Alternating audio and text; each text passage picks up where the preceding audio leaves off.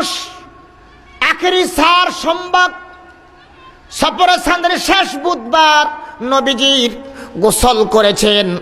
ওই খেয়ালে যদি কোনো ব্যক্তি বুধবার দিন সকালবেলায় গোসল করে, আখেরি সার সোমবারকে নিয়ত করে, আখেরি সার সোমবার নবীজির রোগ মুক্তির থেকে গোসল করেছেন, ওই গোসলের কথা চিন্তা করে যদি কোনো উম্মতেরা গোসল করে, ওই উম্মতের শরীর থেকে অনেক অনেক রোগ আল্লাহ রাব্বুল আলামিন নবীর খাতিরে শেফা করে দিবেন।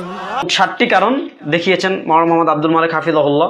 60টি কারণ দেখিয়ে বলেছেন আখেরি চাহার সোমবার একটি ভিত্তিহীন জাল বানোয়াট। এই দিবসের কোনো ফজিলত নেই, এই দিবসের কোনো বিশেষ মর্যাদাও নেই, এই দিবসের কোনো বিশেষ আমলও নেই। সুতরাং এটি একটি কুসংস্কার, এটি কোরআন সুন্নাহর বিপরীত একটি কুসংস্কার। আপনারা যারা সম্পর্কে বিস্তারিত জানতে চান তাহলে এই কিতাবটা অ্যাভেলেবেল, মার্কেট অনেক বেশি পাওয়া যায়। আপনারা এই কিতাবটি সংগ্রহ করবেন এবং আমাদের সমাজে প্রচলিত আরে অনেক ভুল সম্পর্কে আপনারা এই কিতাব আপনাদেরকে দিক নির্দেশনা প্রদান করবে। সেই ভুলগুলো সম্পর্কে আপনারা আশা করি জানতে পারবেন এবং এগুলো থেকে বাঁচতে পারবেন। একজন প্রিয় দর্শক, শেষ কথা হচ্ছে আখেরি চাহার সোমবার বলতে শরীয়তে কিছুই নেই।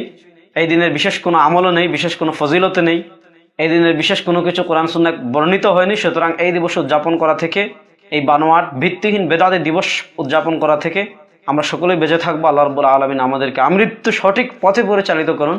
প্রিয় দর্শক, আজকে এই পর্যন্ত। সবাই ভালো থাকুন, সুস্থ থাকুন। وقل جاء الحق وزهق الباطل إن الباطل كان زهوقا